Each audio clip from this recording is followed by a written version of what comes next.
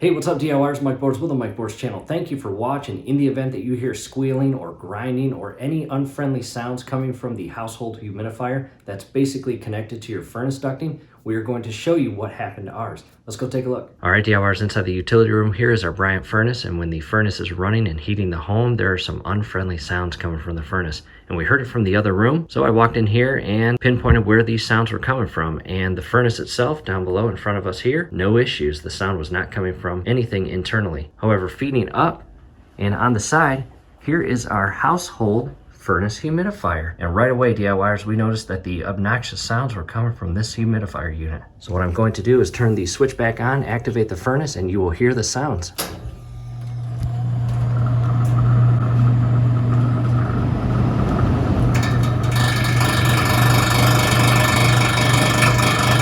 And as you can see, DIYers, that is not normal. That's an issue. We need to address it. So what I'll do is I'll come back down and I'll turn the switch off. I'll turn the furnace off. I'm going to actually go back upstairs and turn the furnace off at the actual thermostat. At the thermostat now, and switching the lower switch to the middle off position. Back to the utility room, and we've got the thermostat on the wall turned off, and we also have the switch turned off, cutting all electrical power to our furnace. It is safe to continue. And coming to the humidifier, we've got to climb the ladder and unplug the unit from the outlet. And as always, DIYers, be very careful as you remove this plug from the receptacle or outlet. Do not pull on the cable. Grab the actual base and remove it from the receptacle. Try not to fall off the ladder. That would not be good. Down off the ladder and to the unit. Let's go down below. You actually have a connection point. This little plastic tab actually loops around a plastic tab, as you can see here. And you will carefully pull down on this portion and shift it over that little tab. I want to come up to the top because I want to show you a top view of how you carefully remove this. You can see the upper portion and how these little plastic portions here grab a hold of the rear mount. So down below, you will undo the connection and shift it outward, and simultaneously shift this entire outer unit up and over the little lip that these little braces rest onto or connect to. Again, to the bottom, unhook that and simultaneously shift up. And it's kind of lopsided heavy-wise. Carefully remove it. I got the unit now on a table. Here's the internal fan blades, and you've got the motor down below. You can actually come in here, and you can see the motor inside those little vents. And one thing I noticed as I was looking at this is, number one, the fan blade and shaft, you can move it up and down. In addition, let's follow the outer edge of the cutout that the fan spins through. And as you can see, there's some discoloration right here.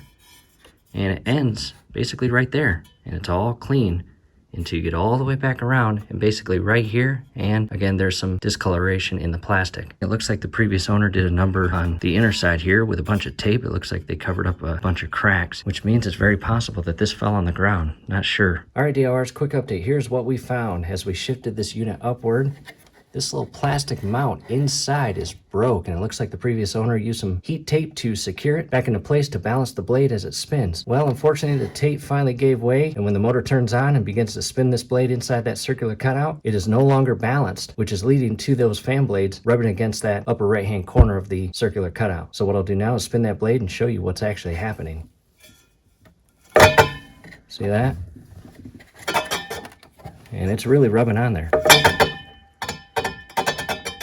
So what I need to do is basically grab some heat tape and re-secure that little plastic portion of the mount. And if that doesn't work, I'll have to actually get online and hopefully find a replacement mount and replace it. To the pegboard, and I've got a bunch of miscellaneous open items left over from DIY projects over time.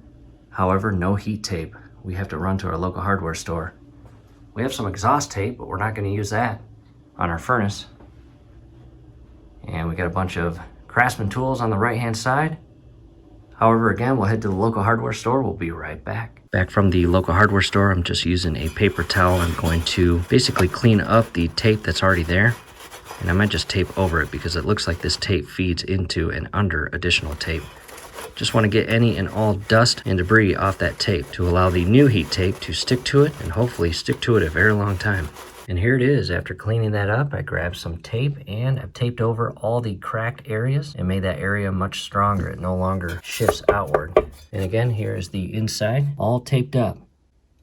What we'll do now is go back to the furnace and shift this back in place and plug it in and see how it sounds. At this point, I have the humidifier reinstalled on the furnace, and DIY is extremely important. Just make sure those little teeth or hooks are secured on the lip of the main mount here, both on the upper left and upper right hand side. Let me scroll over here. As you can see, those tabs are hooked over the lip and secured. In the event that you do not have those positioned properly, it will be very difficult to secure the bottom connection point. And in the event that you do have those not aligned properly over the lip and you do end up securing that bottom connection point and walking away, well, chances are this will fall off the furnace once it turns on. And it's very possible that that's what happened to the previous owner when replacing the internal filters. And since we're on that subject, the internal filter should be replaced once a year, and scrolling above is a link to a video where we show the proper and safe way to replace the internal filters. Definitely check that out. However, again, from here it's properly secure. We'll get off the ladder and turn everything back on. Down off the ladder, and before you get off the ladder, make sure you plug the unit back into the outlet. Back to the wall-mounted thermostat, we are going to shift the lower switch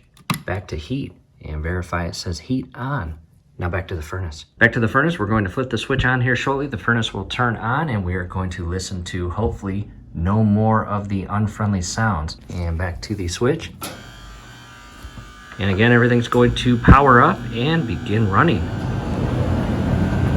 And keep in mind, right now it's going through about a 60-second test frame to verify that the furnace is getting proper ventilation, and when it sends the signal that it's getting proper ventilation to the onboard computer, it will start the lower blower motor. And that's basically when the entire humidifier unit will turn on and begin spinning.